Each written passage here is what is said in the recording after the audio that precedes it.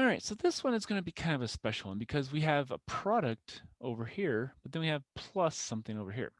Well, because we know when we take a derivative of that, that's going away, we could say, okay, well, we're going to look at, this as maybe the overall is going to be maybe b of x, and this is going to be plus c of x, okay? So then we can take the derivative of b of x plus the derivative of c of x, but the derivative of c of x is just 0. So we can basically just think about now, well, we have one piece and we have another piece, and that's going to be our product.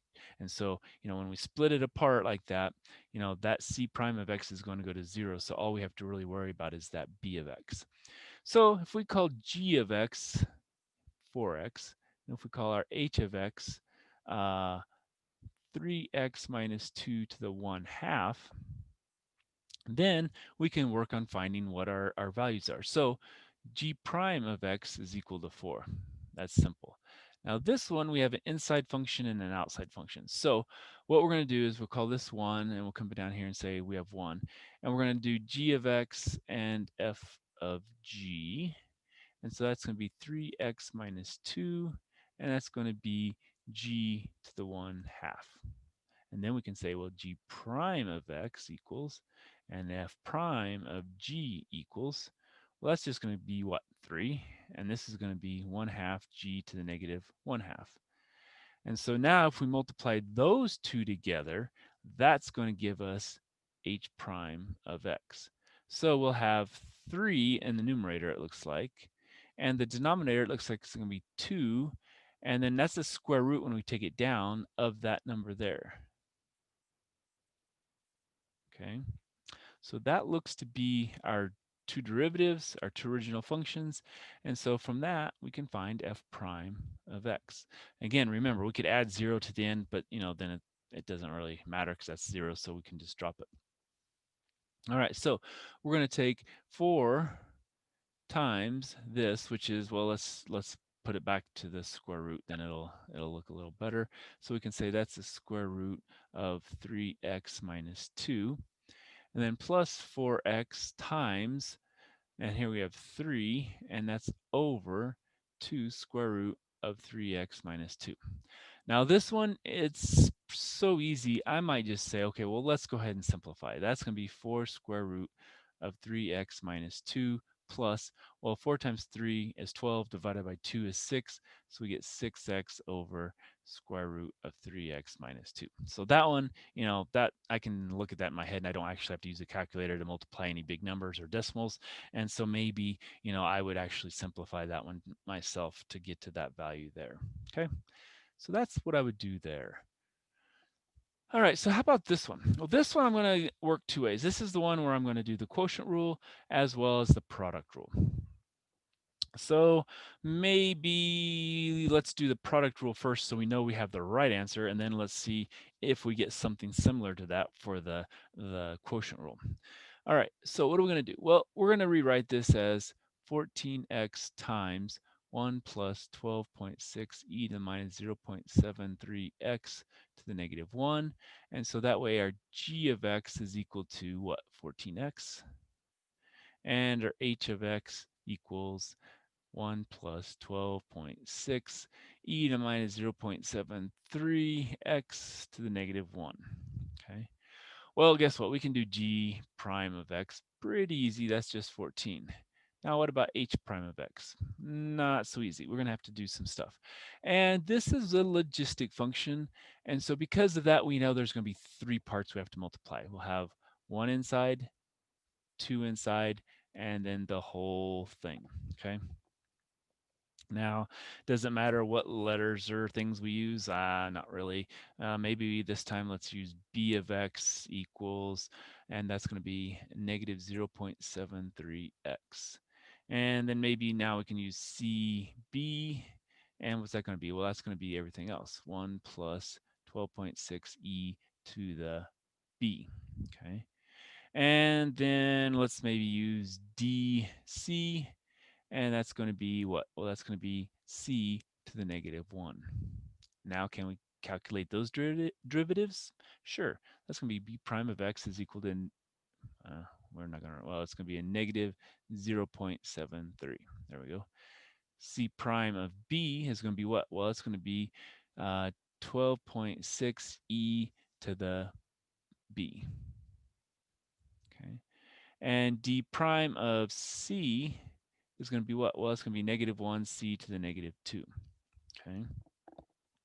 Now, from that, can we get our h prime? Well, yeah, we can do it. We just have to multiply all these together. So we'll start down here, and we'll have a negative 1 over c to the negative 2, or over c squared. And so what was c? Well, that's going to be 1 plus 12.6 e to the b, which was negative 0.73x, and that was squared. Okay, so I kind of went backwards to get all the items here. I had to put a c in, and then I had to put the b into that, so I have everything in terms of x. Okay, now we're going to multiply by 12.6 e to the b, which is a negative 0.73x. So again, we have it in terms of x. And then we multiply by negative 0.73. Okay. Now on this one, again, it's pretty easy. We have a negative times a negative is positive, and so I would probably call this a 0.73 times 12.6. Yeah, 12.6 e to the negative 0.73x all over 1 plus 12.6 e to the negative 0.73x, the quantity squared. Okay, so now I've got my g prime, h prime, original g and h, and now I should be able to find my f prime. So f prime of x is going to be equal to, well, it's going to be 14 times this. Well, that just means it's going to be 14 over that.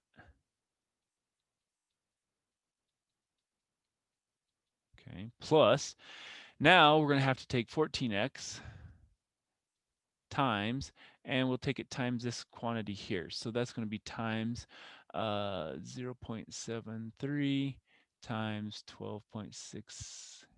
I don't know why I keep wanting to put an 8 there, but we'll hopefully get over that soon. E to the negative 0.73x, and then that is all over 1 plus 12.6 e to minus 0.73x, the quantity squared. And so that would be what I get using the product rule. All right. Now, one thing to note is when we get the quotient rule, if you remember what that quotient rule was, it's going to give us only one fraction. And here we have two fractions. And so what we're going to have to do is once we get that, we're going to have to come back here and say, hey, can we make this into one fraction? Okay, so let's do that other way first. And then we'll come back here and see if there's a way to make this into one fraction to make it match what we have with this one. All right, so if we remember the way this worked, we had a g over h, and then we plugged all these things in, and we had to take the derivatives of both of these. And so let's say we have g of x is equal to 14x, and we had our h of x was equal to that denominator. So 1 plus 12.6 e to the negative 0.73x, okay? Well, now we have to take the derivative of this and the derivative of that. So g prime of x is equal to what? Well, that's 14. H prime of x, what's that equal to? Well, it's going to be 12.6 and then times the ln of negative, let's put it negative a little clearer, negative 0.73, and then times an e to the negative 0.73x. Okay. So now we have that. And it says now with this, we can go directly to f prime. Okay. So we're going to take g prime, which is 14, times our h of x. So that's times 1 plus 12.6 e to the negative 0.73x. Okay. And then remember, it was a minus gx, so minus, and it's 14x times, And now it's times this value here, which is 12.6 ln of negative 0.73 times e to the negative 0.73x, and in parentheses. And then that is all over h squared. So that's going to be over 1 plus 12.6 e to the minus 0.73x, the quantity squared. Okay. Now, of course, we could simplify again. We could take 14 times 12.6 and get a value. And, well, wait a minute. Oh, I see what I did here. It's like, well, it shouldn't have a negative ln. You can't have negative ln. This is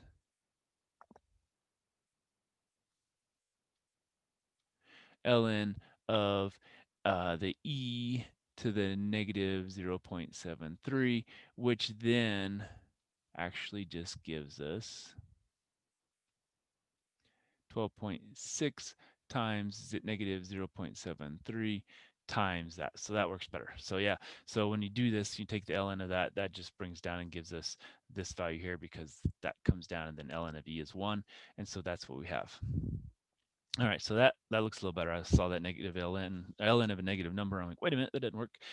All right, so now we have this value. Now, what was our other equation over here? Well, we had 14 over this to the first plus 14x times 0.73 times that. Well, we have 14x times 12.6 here times 0.73 here, and e to the negative 0.73x, e to the negative 7.3x. And notice this is a negative times a negative, so that would be a positive. And so we have the positive, so that makes sense. And so what we could do is we could simplify this one, and we could say, okay, well, that's equal to 14, 1 plus 12.6 e to negative 0.73x. And then we can now make it a plus. That way it's going to look more like what we have on the other version.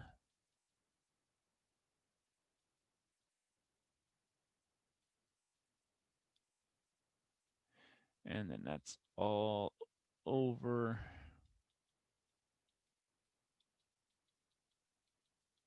that. Okay, so now we have the pieces the same. And now only thing difference is we have 1 here, we have 2 here. So to get this, so we can add the 2 together, we're going to multiply by 1 plus 12.6 e to the negative 0.73x on numerator and denominator here. And when we do that, we're going to have 14 times that, which is what we have here. And so we can easily get to this here, which is just taking and getting to one fraction by, getting common denominator, adding the 2 together, and we have our fractions. So as we can see, both of them give us the same answer. We might have to manipulate the product rule to get to the quotient rule answer, but that's not hard. We just have to add by getting that common denominator. All right, so let's pause there and we'll come back for more.